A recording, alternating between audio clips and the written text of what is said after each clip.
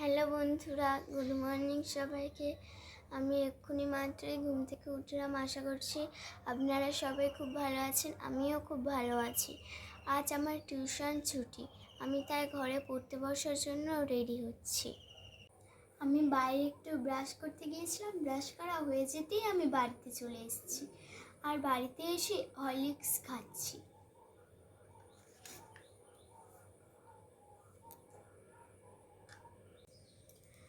বন্ধুরা, আমার খাওয়া শেষ হলো, আমি বই নিয়ে পড়তে বসেছি।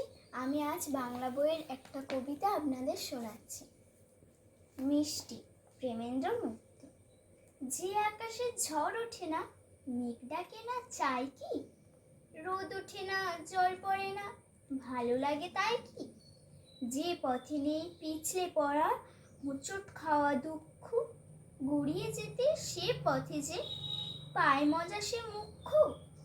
রাস্তা হোক না চড়াই ভাঙা, অনেক অনেক দূর, আকাশে থাক ঝড় বৃষ্টি আর কিছু রোদ্দুর, তাতেই হবে তাইতে চিবিয়ে খেতে হয় বলে আখ মিষ্টি সবার চাইতে।